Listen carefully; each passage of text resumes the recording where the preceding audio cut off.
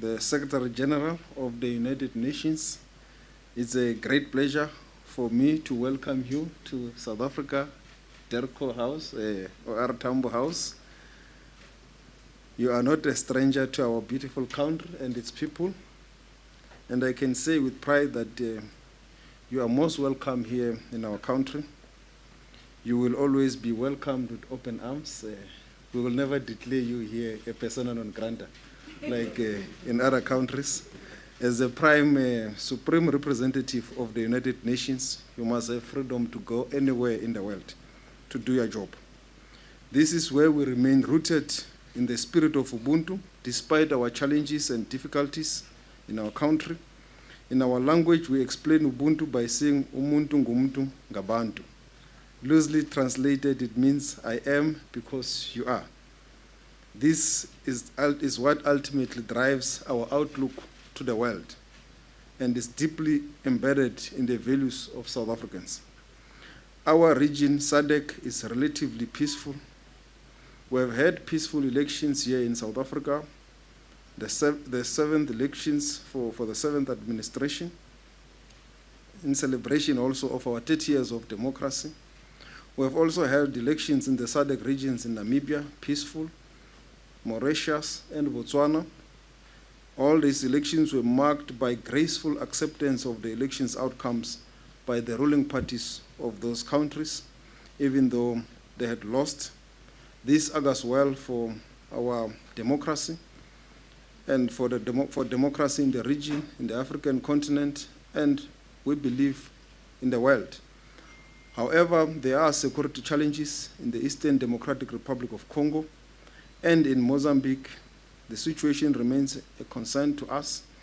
In the Eastern DRC, many civilians, especially women and children, have been displaced due to the conflict, and their cries for peace have fallen on deaf ears. We continue to support initiatives to find a political solution as led by the Luanda process by President Lorenzo of Angola. Similarly, there is a need for calm and restraint in Mozambique following the post-election violent protests. We continue to call for all parties to await the outcomes of the Constitutional Council of Mozambique, which is an institution empowered by the Constitution of Mozambique to adjudicate election disputes. We remain confident that the parties will one day find each other, and calm and normality will return for the people of Mozambique. Secretary General, the people of Sudan are reeling from the scars of devastating conflict. The humanitarian crisis is like no other we have seen in the world. We continue to call for both warring factions to open channels of communications, of engagements, not only to meet in the battlefield, for a path to a peaceful solution to the continuing conflict and war in Sudan. The Middle East has become increasingly fragile and volatile, as our very own Dr. Tlaleng Mofokeng, the UN Special Rapporteur on the Right to Health, stated in a report that the Israel leadership's promise last year to destroy Gaza is becoming fulfilled. And I quote, "The Strip now is a wasteland of rubble and human remains, where survivors struggle to hold on to life and bodies are decomposing in the ruins of what used to be clinics and hospitals. What we are now witnessing may extend beyond genocide." When South Africa went to court early this year, we were trying to stop the genocide from even starting and continuing.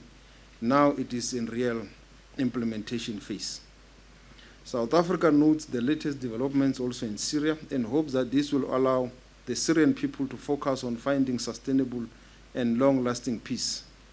The Syrian crisis, which began as part of the political wave referred to as the Arab Spring almost 15 years ago, has resulted in tremendous loss of life, a grave humanitarian crisis, and internal and international displacement of people.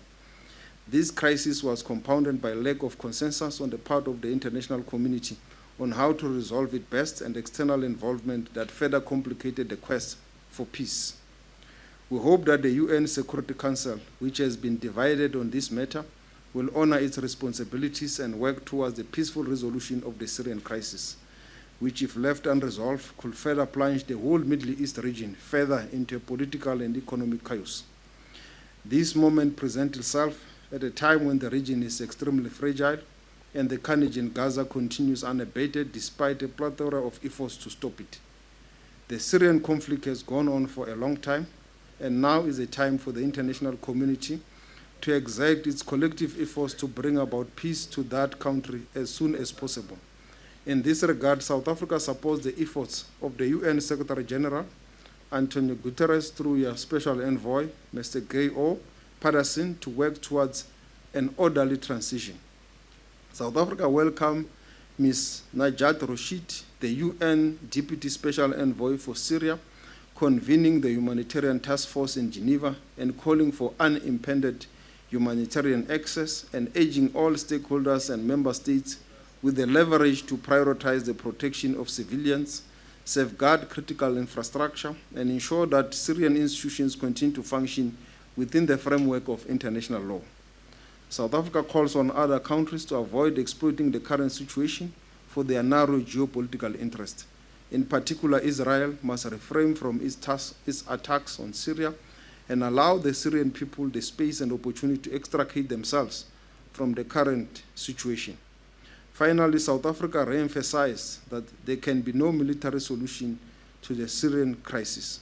South Africa reiterates that Syria's sovereignty, independence, unity, and territorial integrity must be respected in terms of international law and the UN Charter. We hope that the Syrian people will soon begin an inclusive and Syrian-led dialogue that will lead to a peaceful transition and pave the way for a sustainable political solution reflective of the will of the Syrian people.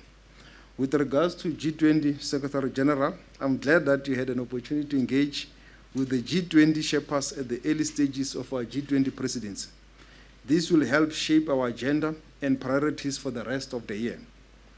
I know that we have had lots of engagements, including with our president, which we will meet later again, to further engage on some of these issues related to the priorities and the G20's imperatives.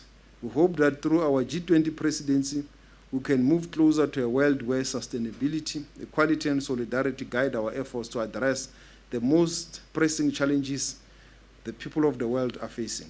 Our priority actions for South Africa will be streamlined across all working groups and include the strengthening of disaster resilience response, ensure debt sustainability for low-income countries, mobilize finance for just energy transition, harnessing critical minerals for inclusive growth and sustainable development. And in this regard, SG, you will be glad to hear that your report of your special experts is coming handy for us in this regard on the issues of critical minerals. Alongside these priorities actions, we have identified 5 high-level deliverables, which include 3 task forces and 2 initiatives. Inclusive economic growth, 1, industrialization, employment, and reduced inequality. The second one, food security, task force 3, artificial intelligence, data governance, innovation for sustainable development. A review of the G20 work, the G20 at 20 years, a reflection on key achievements and the way forward will also be one of South Africa's deliverables through a Sherpa track initiative. South Africa also proposed the establishment of a cost of capital commission during its G20 presidency. This commission will deliver a comprehensive expert review on the issues impacting the cost of capital for developing countries, which could help address future debt sustainability issues and the related fiscal space challenges. We are grateful for your visit and the opportunity to engage with you about our G20 presidency and pressing geopolitical issues on the continent and beyond.